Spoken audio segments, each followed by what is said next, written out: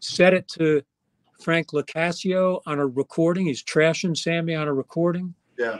That's what Sammy heard at our detention hearing, and it had a lot to do with why Sammy flipped.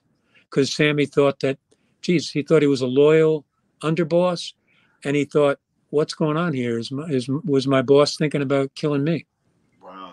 Judge, that's a great answer because one of my things is, and again, I look at the business angle, the part that I struggle with to this day, and I think they do a better, and I'm not justifying it, but they do a better job in Italy is, why didn't, I know Castellano was going this way. Why did these guys kind of turn more to a Freemasonry, maybe set up halls, maybe be like 87% legitimate, live off a legacy so you don't got to hurt anybody, and just kind of become a group of Italian businessmen and like kind of go legit and have an easier life, maybe make a little less, but they like had the structure, they had like, why do you like, were they capable of doing that or no?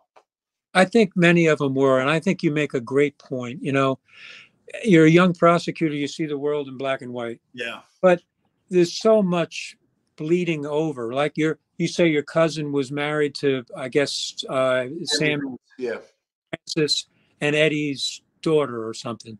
Look, my sister was married to John Gotti's first cousin. Yeah. All kinds of connections. Yeah.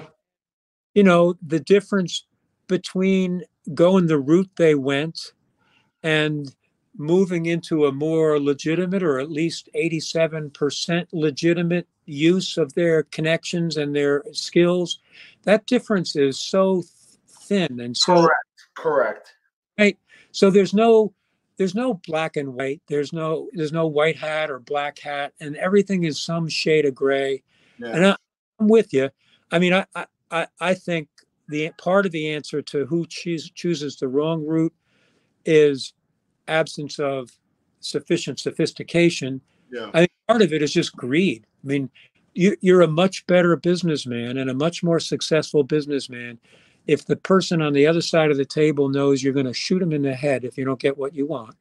Correct. You'll make more money sooner that way. Yeah. So the greed element to it. But you know what, though? The John Gleeson, later the Judge Gleeson, knows it's short money, it's not sustainable. And there's an Italian expression, you eat the eggs, not the chicken. And once you kill the chicken, the eggs die. We're going to be wrapping up soon, but I want to get your kind of weigh in on a few things, Judge. Sure. Where, and I'm going to preface this. As I'm an Italian-American kid from Jersey, well, not a kid anymore, but an adult. And my mother like kind of annexed us away from the mob. We couldn't go to certain weddings. We couldn't do certain things. We're from Napoli. We're not from Sicily. It wasn't as indoctrinated in us. So my mother made a conscious decision, despite access to multiple people, to keep us away. She just thought they were bad people. Gotti would come on, she would change the channel respectfully, or anything about the mob, right? She wanted to keep us away from it, right?